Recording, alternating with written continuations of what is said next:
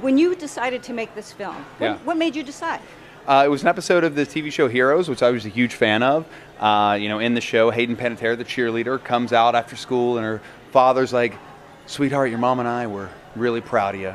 And he reaches into his pocket, and as he does, the camera cuts to the front of the car. As the camera dollies past the logo on the front of the car, Nissan goes through the frame, and then it cuts back to her. He's holding the keys in front of her face, rack focus from the keys to her face, and she goes, "Oh, the Rogue, the Nissan Rogue! I can't believe it's the Rogue! Oh my God, Dad, the Rogue!" And at that moment, I was in such shock at how ridiculous this was. Like literally in the middle of this show that I loved so much, there was a commercial.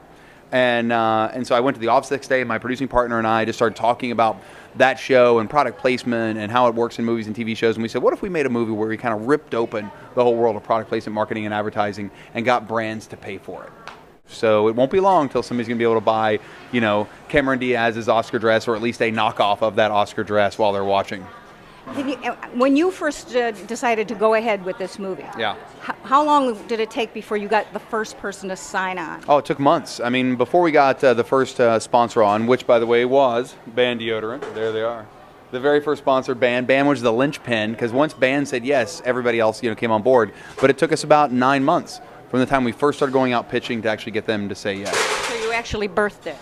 We did, and birthed it in so many ways. Yeah, it's like in countless ways. And then once you got one, did it roll? All of a sudden it was domino? Yeah, well, what you start to realize is, especially in the corporate world and in the business world, nobody ever wants to be first, and no one ever wants to be last.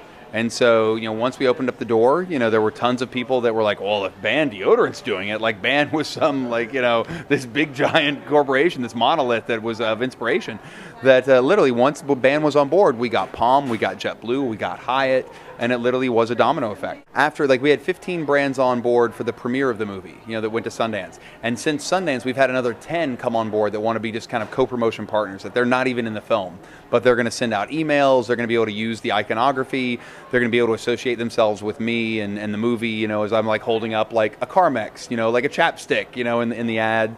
I talk about this in the movie, that now that I have these associations with these companies that came on and sponsored the film, I'm what they call brand friendly. I'm seen as someone who is a friend to brands. I'm a friend to these companies. Whereas before, as I was calling companies, and they were like, we already saw what you did to that other company. Why do we want to be a part of this? And so now we've kind of gotten rid of the one stigma for Supersize Me and created another stigma that now lives around the greatest movie. Yeah, well, we talked about, I've got this amazing suit where I said, what I want to do is I want to make one of these jackets for all the members of Congress where, they each have their own suit that is covered in sponsor logos of the people who got them elected, the companies that basically gave all the money to their campaigns. Has this changed you? Is this changing you, this whole experience? This whole film has changed the way I look at marketing and advertising. I notice it everywhere now. I am incredibly attuned to the amount of marketing and advertising that's in my daily life now.